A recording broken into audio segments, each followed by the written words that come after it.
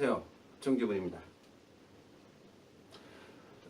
오늘 강의는 감기 걸리는 법, 감기 치료 방법, 코호흡과 입호흡에 대해서 소개하겠습니다. 여기 그림이 제가 그리는데 좀 힘들었습니다.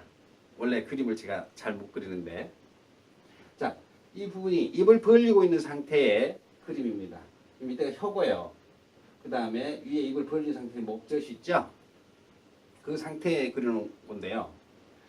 이 코와 입 주위에는 발대이어 골이라고 하는 이계편도, 즉 귀 인두편도죠. 인두편, 그 다음에 인두편도, 구계편도 양쪽에 있죠. 그 다음에 설편도, 혀편도라고 하는데 이 네 개 편도가 고리 형태로 해서 이렇게 구성되어 있습니다.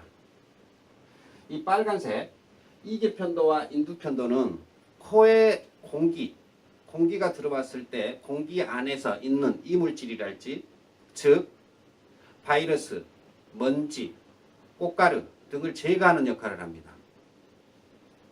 그리고 설편도나 구계편도는 음식물을 통해서 오는 세균이랄지 다른 이물질을 제거하죠. 그래서 호흡을 코로 하지 않고 입으로 하게 되면 구계편도나 설편도에서 작용을 하게 되는데, 공기 중에 있는 바이러스나 그 외에 먼지나 꽃가루에 대한 역할을 제대로 할 수가 없게 되는 거죠. 그렇게 됨으로써 우리는 감기에 자주 걸리게 되고요. 또 입을 벌리고 자다 보니까 계속해서 혀가 마르게 되겠죠. 마르게 되고 그 찬 공기가 목을 때리게 되니까 목도 아프게 되죠. 그리고 이 부위가 갈라지고 이런 현상들이 나오게 되는 거죠. 그래서 우리가 감기에 걸리지 않으려면 입으로 호흡을 하지 않고 코로 호흡을 해주면 우리는 감기 걸리지 않고 건강하게 생활이 가능하죠. 우리가 그러지 않습니까? 감기는 만병의 근원이라고 그렇습니다. 감기의 면역력이 떨어지는 여러 가지 원인도 있습니다. 특히나 그 중에서도 이 호흡 때문에 감기에 자주 걸리는 분들이 있죠. 그래서 이 감기에 걸리지 않도록 코 호흡으로 이렇게 할 수 있도록 해주면 감기에 걸리지 않는다는 것이죠. 그러면 어떻게 해야 될 것이냐? 그렇죠? 감기에 코 호흡을 하고 싶어도 코호흡이 잘 안 되지 않습니까? 코가 막혔기 때문에. 그래서 입호흡을 할 수밖에 없는데요. 물론 심한 경우에는 전문의를 찾아가서 치료를 받아야 되겠지만, 보통의 경우라면 우리가 매일 조금씩만 이렇게 테크닉들, 자가치유를 해주면 이 코호흡으로 돌아올 수 있다는 거죠. 우선 그 방법으로서 여기에 보면 여기 코 주위, 그 다음에 범령 이 사이에 이 검지나 중지를 이용해서 이렇게 된 다음에, 아니면 검지도 괜찮고 중지도 괜찮죠. 합쳐도 되고요. 이 상태에서 원을 그리듯이 이렇게 자극을 해줍니다. 이렇게 자극을 해주고, 물론 여기까지 턱관절 주위까지 해주는데, 이 턱관절 주위는 많이 하셔서는 안 됩니다. 왜냐하면 턱관절 주위를 많이 이렇게 자극을 해주면 이 근육이 이완돼서 턱이 빠지는 경우가 있습니다. 물론 몇 번을 해주는 건 상관이 없죠. 이 주위에 이렇게 자극을 이렇게 해주죠. 이렇게 해주면 곧바로 이렇게 코가 막힌 게 뚫려지는 경우가 많습니다. 물론 다시 막혀지는 경우도 있죠. 그때는 또 다시 이렇게 자극을 해주고요. 또 하나, 이 손가락을 이렇게 입 안에다 넣어서 이 상태로 늘려주는 겁니다. 이렇게 늘려주고요. 그 다음에 자기도 모르는 사이에 입호흡을 하는 경우가 있으니까, 물론 옆에 사람한테 부탁 좀 하셔야 되겠죠. 그 상태에서 밴드 같은 걸 입 주위에다 붙여서 코 호흡으로 할 수 있도록, 습관적으로 입이 벌어지지 않도록 이렇게 하는 것도 굉장히 중요합니다.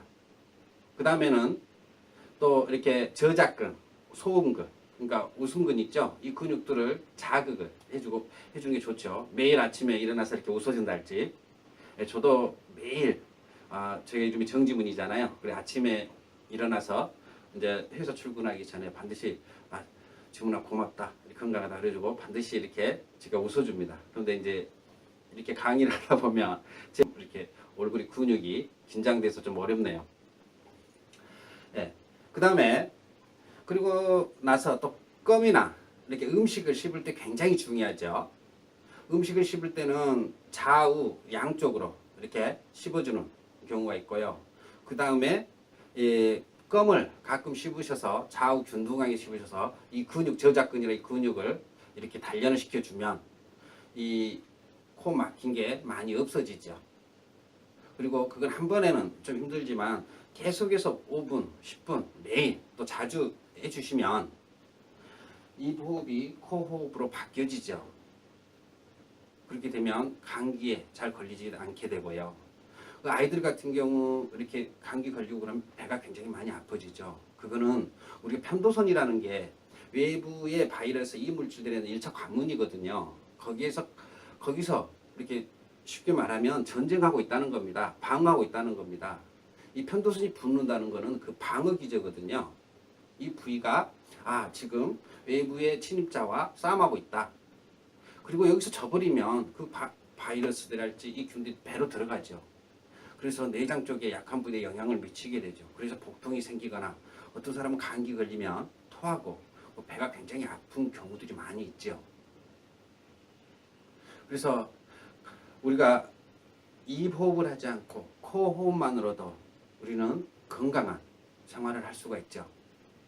근데요, 별로 어렵지 않고 집에서 쉽게 할 수 있는 방법들이기 때문에 꼭 입 호흡을 하신 분들은 꼭 코 호흡을 할 수 있도록, 그리고 자기 자녀분들 같은 경우 꼭 옆에서 확인해 주셔야 됩니다. 코는 인체의 몸이라는 것은 사용하지 않으면 계속해서 퇴화되죠. 그래서 코도 어렸을 때부터 코 호흡을 하지 않고 입 호흡으로 계속 하게 되면 코는 퇴화되죠. 그래서 본래대로 코 기능을 살리는 데는 굉장히 시간이 많이 걸리고 힘듭니다. 그래서 어렸을 때부터 부모가 또는 여러분들 수기를 하신 분들, 대체학이나 카이로프락틱을 하신 분들은 옆에 손님들이랄지 환자들, 또 옆에 주위에 일가 친척들을 보고 또 조카들, 자녀분들을 보면서 확인해 보시고 이렇게 도움을 줬으면 좋겠습니다. 이걸로 오늘 강의를 마치겠습니다. 감사합니다.